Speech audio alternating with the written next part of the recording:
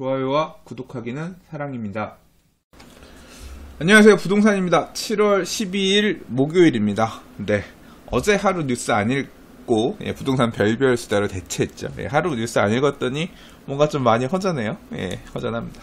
근데 작년 이맘때도 이랬던 것 같고요. 7월달 여름 이제 가는 이 시점에는 좀 막 뉴스도 별로 없고 좀 한가했던 것 같아요. 또 약간 살짝 그런 느낌도 나고 그러네요. 아무튼 또 오늘 뉴스 몇 가지 챙겨서 읽어보도록 하겠습니다. 좋아요와 구독하기는 사랑입니다. 자, 첫 번째 뉴스입니다. 자, 음마아파트 얘기예요. 음마아파트 어딘지 잘 아시죠? 네, 이 대치동 음마아파트 하면 굉장히 대단지 아파트로서 재건축 대상 아파트 얘기 나오면 항상 잠실 5단지와 더불어서 가장 많이 언론에 나왔던 회자됐던 단지가 바로 음마아파트가 아닌가 싶습니다. 빨리 됐으면 별로 안 나왔을 텐데 징글징글하게 안 되니까 계속 얘기는 나오는데 본격적으로 추진은 안 되니까 참 여러모로 회자가 되는 것 같아요. 자, 요번에는 어떤 내용으로 나왔냐면 4번이나 퇴짜 맞은 35층 음마아파트가 결국 1:1 재건축을 추진한다라는 제목의 기사입니다. 기사 내용 조금 읽어볼까요? 서울시 심의 4번째 좌절 후 주민들 불만 폭발, 1:1 재건축 추진 협의회 출범, 단지 상간에 사무실도 마련했다.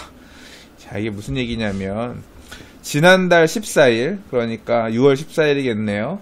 6월 14일에 서울시 도시계획위원회 소위원 회의에서 이제 정비계획, 음마아파트가 50층 달라 그랬잖아요. 재건축 우리 규모도 있고 하니까 50층 달라 그랬더니 35층밖에 못 주겠다. 니넨 광역중심지 아니니까. 그래서 그럼 35층 오케이.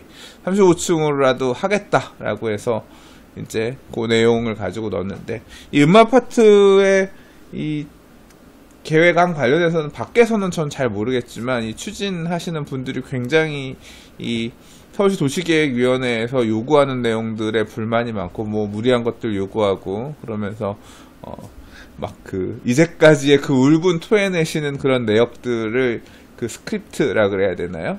회의록 같은 거 뭐 이런 것들 좀 본 적이 있는 것 같은데 진짜 깝깝할 것 같아요. 제가 봐도 그렇긴 한데, 아무튼 자, 요번에도 4번째 넣었는데 퇴짜를 맞아서 그 안대로는 못 해주겠다라고 해서 이제 아예 그냥 작정하고 아예 그냥 방향을 좀 바꾸려는 모양새인 것 같습니다. 물론 뭐 바꾸려고 하는 모양새도 아니고 이것도 이제 주민들의 동의를 통해서 이제 어떻게 갈 거냐 방향들을 잡긴 해야겠지만 요번에 나온 방향은 조금 더 색다르네요. 자, 보통 우리가 건물을 지으면 어때요? 받을 수 있는 용적률을 다 받아서 최대의 이익을 추구하려고 할 거 아니에요. 근데 환경이 어떻게 바뀌었냐면 이익이 많이 나오면 재건축 초과이익 부담금이라 그래서 부담금도 많이 돼야 되는 시대가 왔고, 또 용적률을 많이 받기 위해서 임대 아파트를 지어야 하는 등 이제 좀 내놔야 될 것도 되게 많이 생겼어요. 이게 뭐 일종의 공공성을 추구하는 부분이면 추구할 수 있는 부분이고 그런 거죠. 이제 뭐 그렇게라도 해서 하려고 이제까지 해왔는데 그마저도 이제 결국 이 도시계획위원회에서 제대로 원하는 방향대로 주지를 않으니까 그렇게 할 거면 차라리 우리도 최대의 이익을 추구하지 말자. 최대의 이익을 추구하지 말고 그냥 재건축에 의의를 두고 가자. 그렇게 되면 어차피 재건축 부담금으로 뜯길 거 부담금 내게 되는 금액도 줄어들게 되고, 임대 아파트로 지어서 헐값에 빡 뺏길 거 그것도 줄어들게 되고, 조금 돈 더 내고 그냥 우리가 원하는 대로 하자. 용적률을 좀 덜 받아가면서 좀 이런 형태로 재건축을 하자라는 요구가 나왔고, 그 요구에 일부 주민들이 이제 부응하면서 새로운 추진 주체, 새로운 안에 대한 동의들이 이렇게 나오면서 기사까지 나오게 된 거죠.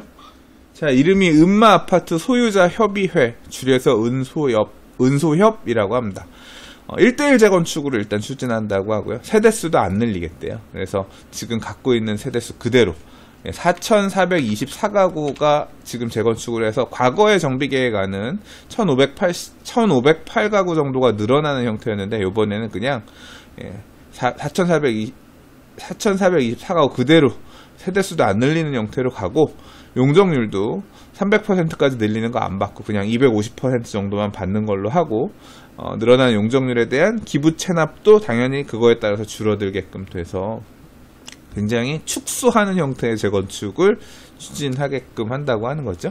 자, 정비계획을 어떤 형태로 가져갈 것이냐, 이거는 뭐 아파트 소유자들이 결정할 문제니까 굉장히 좀 색다른 선택인 것 같기는 해요.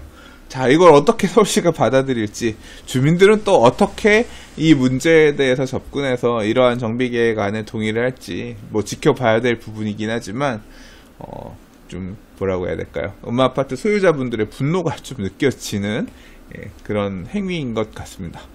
하지만 뭐 넘어야 할 산도 많답니다. 이미 35층 기준으로 서울시와 논의를 진행한 터라 이를 다시 없고 새로운 정비안을 만드는 것은 추가적인 시간과 비용이 더 들 수밖에 없다.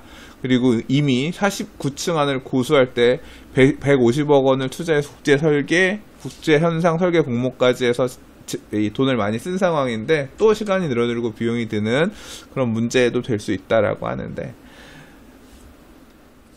한편 재건축 단지의 임대주택이나 역사 흔적 남기기 등등 공공성을 부여하길 원하는 박원순 서울시장의 도시건축 철학과도 어울리지 않아서 심의하는 과정에서도 마찬가지로 적잖은 신통이 예상된다라고 합니다.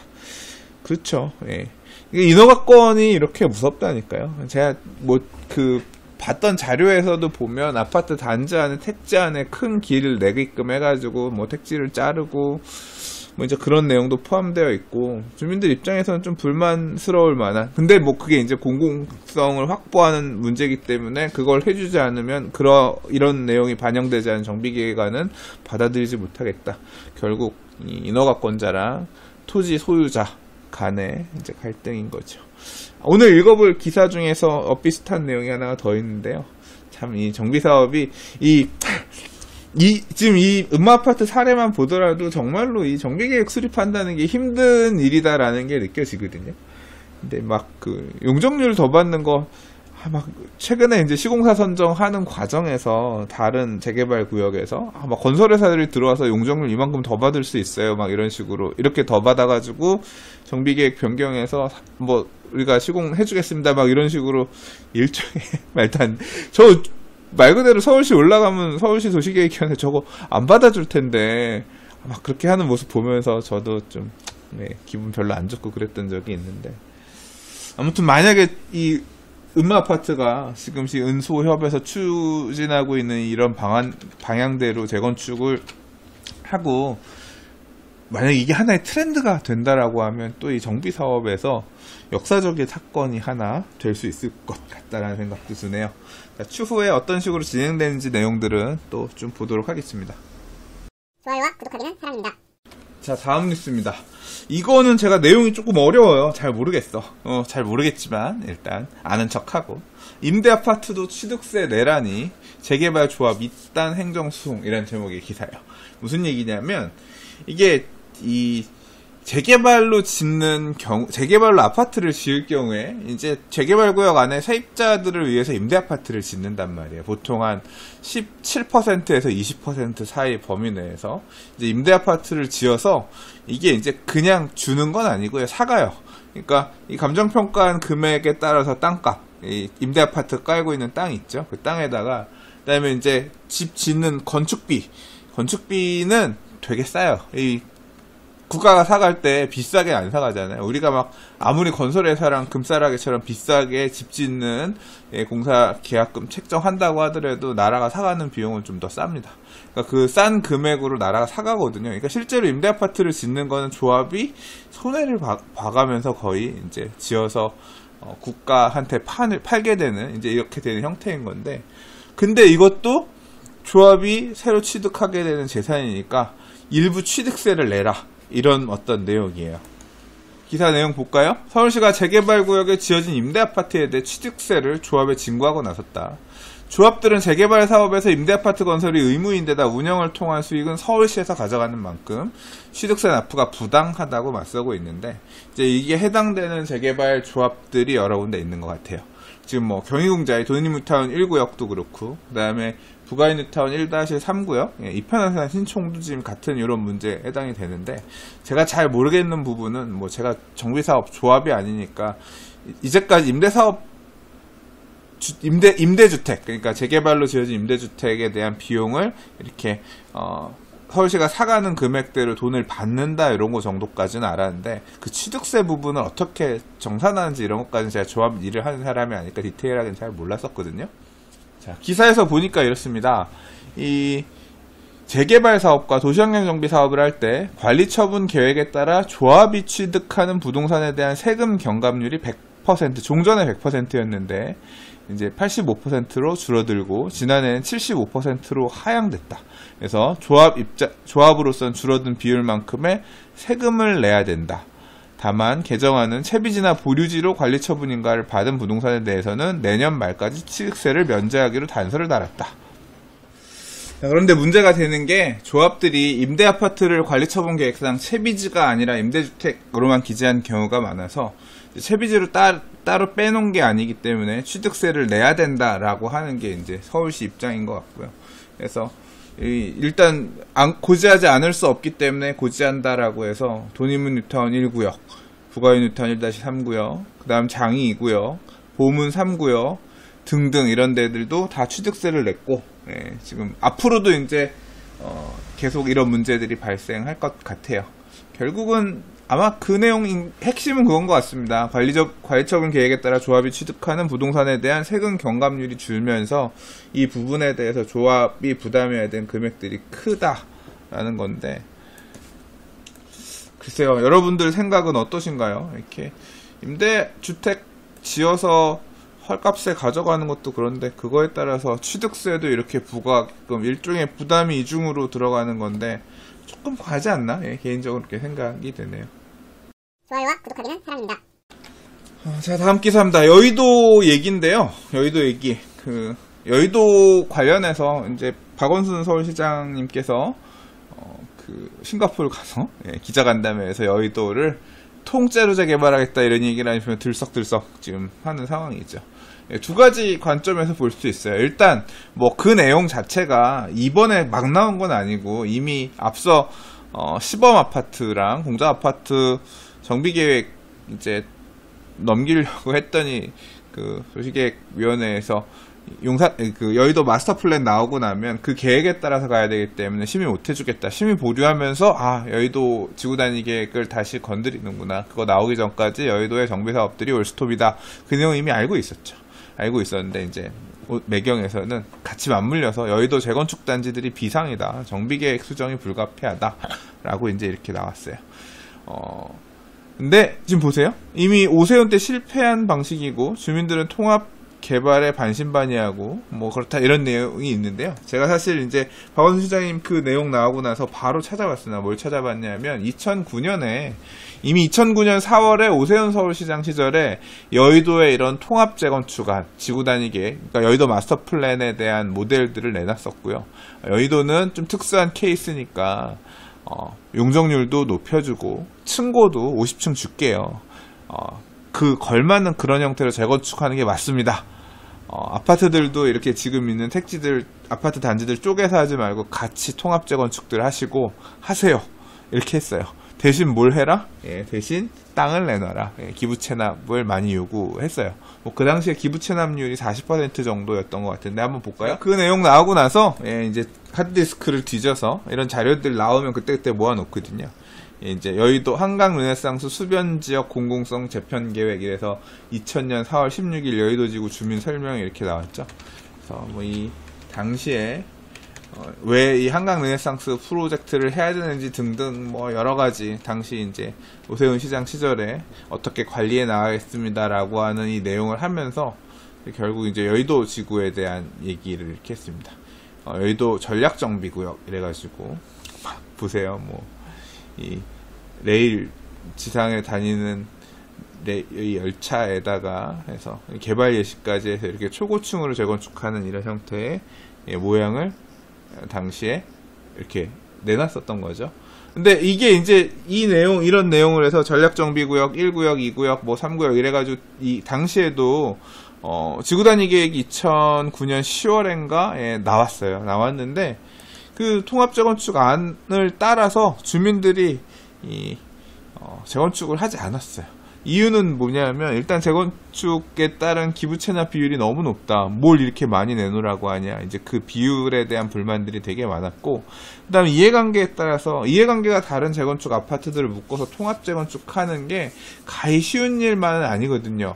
이게 지금 당장 여의도 지금 보면 요 밑에 부분에 광장 아파트 같은 경우는 같은 아파트임에도 불구하고 1동, 2동, 그 다음에 3동에서 11동 사이가 지금 분리해서 재건축하게 생겼잖아요. 근데 당장 지금 또 요번에 여의도 마스터 플랜에 따라서 하라고 뭐 이런 식의 요구가 나오면 어떻게 될지 모르겠어요. 광장 아파트 같은 경우도. 그러니까 이해관계에 따라서 이제 그런 부분들이 조금 복잡해지는데, 과연 주민들이 통합 재건축 형태로 해서 갈 건지, 그런 부분도 좀 봐야 될 거고요. 자, 제가 이 내용을 부동산 스터디 카페에 올렸더니 이제 여러 회원들께서 의견들을 남겨주셨는데, 자, 여기 지금 요구를 한번 읽어보면 이래요. 단지 내 이해관계도 봉합이 힘든데 통합 재건축은 어불성설입니다. 쉽지 않다, 그 얘기죠. 예. 서울시나 박원순 시장도 이 부분에 대해서 이해하고 있는 걸로 알고 있습니다. 개별 재건축하고 그 다음에 25% 기부 체납, 현금 12.5%, 대지 12.5%, 이제 그거에 따라서 종상향 플러스 층수 제한 해제로 가닥 잡은 걸로 알고 있습니다. 마스터 플랜 지구단위 계획이 나오면 정확하게 알게 되겠지요라고 하고, 지금 이 내용, 그러니까 기부 체납 비율 자체가 현금이랑 토지로, 그러니까 현금 기부 체납 가능한 거는 이미 신반포 몇 차였죠? 12차였나? 거기서 지금 이제 사례들이 나왔었잖아요. 이제 그 내용은 제가 부동산 TV에서 기사 읽은 적이 있는데, 이제 그 내용을 통해 현금 기부 체납이 절반 정도, 그 다음에 대지, 토지로 기부 체납하는 게 한 12.5% 정도 되고, 그 다음에 통합 재건축 자체가 만만치 않다라는 걸 알고 있기 때문에, 사업 방식도 개별, 단지별로 이렇게 재건축하는 방향으로 할 것처럼 이제 그런 가닥을 잡고 있는 걸로 알고 있다고 말씀을 해주셨는데, 출처가 뭐냐라고 하는 회원분의 질문에 대해서 시범 아파트 재건축 재심사 관련해서 서울시 도계의 관계자로부터 언급된 내용이라고 합니다. 정확한 건 기다려 봐야겠지요라고 했으니까, 일단 뭐 그런 식의 얘기가 없잖아 있었나 봐요. 그래서 자, 일단 이거 지금 제가 보여드렸던 이 자료는 과거 지금 요 내용들은 과거에 2009년 벌써 한 10년 전에 오세훈 시장 시절에 나왔던 내용이니까 그냥 이런 내용들이 있었다 정도 보시고, 요번에 이제 여의도 마스터 플랜에서 언급하고자 하는 이제 부분들은 어떤 건지는 또 나오는 걸 봐야겠죠. 자, 아무튼 이게 이제 이렇게 되면 여러분들 입장에서 이게 호재예요, 악재예요? 네. 시장은 호재로 받아들일까, 악재로 받아들일까요? 네. 일단 당장 주민들 입장에서는 저는 호재로 받아들이는 게 맞다고 생각해요. 왜냐하면 일단 모델 자체가 취할 것들이 많이 있을 수 있다 라고 보는 것 같아요. 그래서 사실 이제 기대감에 외부인들 문의는 급증한다고 하고, 중개업소들의 이 물건들 뭐 있냐 이런 문의들은 되게 많이 늘었나 봐요. 그 부분 호재로 작용하는 부분 하나 있는 것 같고, 실제로 물건 내놨던 사람들도 물건들을 걷어들이면서 시장 자체는 일단 호재로서 받아들이고 있는 모양새인 것 같다라는 뭐 그런 내용의 기사예요. 자, 여의도의 얘기, 여의도랑 용산 얘기가 앞으로 또 지면에서 일정 부분을 차지하겠죠. 나올 때마다 좀 짚어볼 만한 부분들이 있으면 그때그때 또 좀 보도록 하겠습니다. 좋아요와 구독하기는 사랑입니다. 자, 다음 기사는 경매시장 분위기 한번 좀 보도록 하겠습니다. 이데일리 신문에서 6월 부동산 경매시장 관련한 기사를 냈는데요. 두 가지 기사가 있는데 두 개 다 한꺼번에 보고 넘어갈게요. 자, 6월 부동산 경매시장 위축됐다. 응찰자가 줄어드니 낙찰률이랑 낙찰가율도 떨어지고 있다 얘기입니다. 부동산 규제 영향으로 경매시장이 짙은 관망세다. 이거는 전체 시장을 놓고 얘기하고 있는 거예요. 서울 수도권 시장만 따로 얘기하는 건 아니고 전체 부동산 시장. 뭐 아파트 매매가 지수 동향 보더라도 느낄 수 있죠. 수도권 같은 경우는 아직까지는 열기가 있는데 지방 같은 경우는 침체가 완연히 보이는 모양새고, 또 침체가 많이 될수록 경매 물건도 많겠죠. 지방 같은 경우 지금 가서 떨어지는 칼날 받아야 되나 말아야 되나, 경매 물건 나와도 지금 이 금액에 받아야 될지 말아야 될지 고민들 많이 되겠죠. 그런 부분들이 영향에 많이 미친 것 같아요. 기사에서 보면요. 자, 낙찰률은 3년 6개월 만에 최저치를 기록했다. 지지옥시원에서 보도 자료를 준 것 같아요. 6월 평균 낙찰률은 전국 평균 낙찰률은 35.6%로 2014년 12월 이후 가장 낮은 수치고요. 2018년 상반기 평균 낙찰률은 37.3%와 비교하면 1.7%, 전년 동월 대비로는 6.7%포인트 하락했다고 합니다. 주택, 업무상업시설, 토지, 공업시설 모두 낙찰률이 저조했다고 합니다. 낙찰률도 낮으니까 이제 가액도 떨어진 것 같아요. 그래서 평균 낙찰가율은 73%로 전월 대비 2%포인트 떨어졌고, 전체적으로 이렇게 좀 빠진 모양새라고 합니다. 근데 토지 같은 경우는 조금 높았대요. 72.9%로 올해 들어서 두 번째로 높았다 그래서 주택시장 같은 경우 주택도 빠지고 업무상업시설도 많이 빠졌는데 토지 같은 경우는 오히려 조금 높았다. 올해 들어 두 번째로 높았다고 합니다. 응찰자 수는 최근 1년 중에 가장 적었다 그래요. 그래서 6월에 평균 응찰자 수는 3.4명으로 전월 대비 0.1명, 전년도 동월 대비 0.8명 줄었다. 법원 경매 진행 건수는 또 감소를 했다고 하네요. 근데 또 이 경기 안 좋은 물건도 늘어나야 되는데 물건이 줄어든 건 약간 의외네요.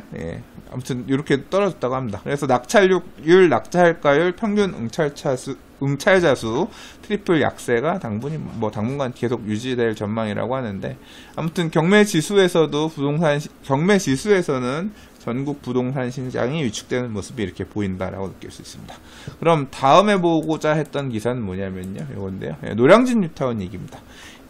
이게 이 재개발구역, 제가 아는 분 중에서요, 부동산 경기 되게 안 좋을 때, 2010년, 11년 이럴 때, 재개발구역 안에 단독주택을 경매로 받아가지고 진짜 대박 나신 분이 있거든요.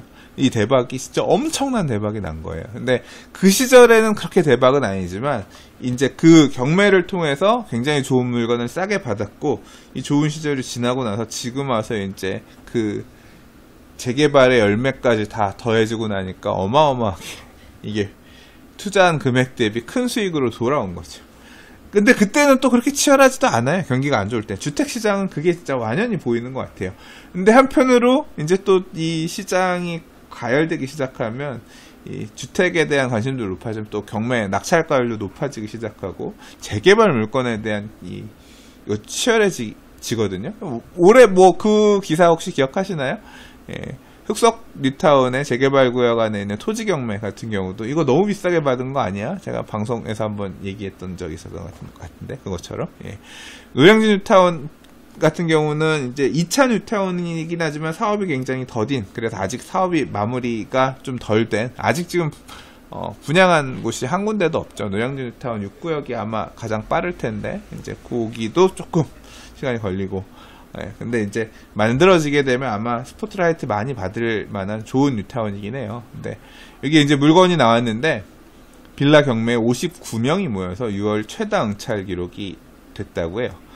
물건 하나에 59명이 입찰했으면, 아이고, 진짜 1등한 사람, 1등하고도 참, 내가 이렇게 너무 비싸게 쓴 거 아닌가 생각할 수 있겠죠. 자, 감정가에 무려 209%, 2배를 넘게 썼다고 합니다. 토지 면적 30.3제곱미터, 그러면 대략 한 9평 정도 되려나요?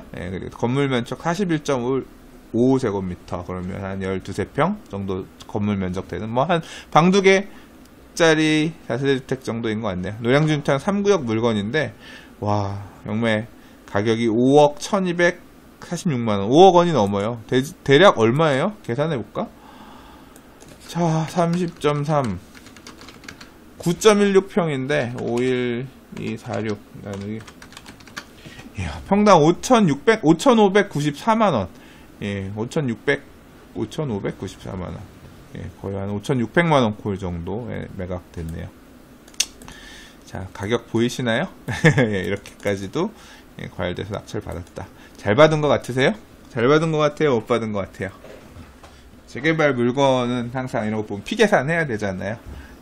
얼마 정도 피를 주고 산 걸까? 피 계산해보면 대략 3억대 피 보이는 것 같은데, 맞나?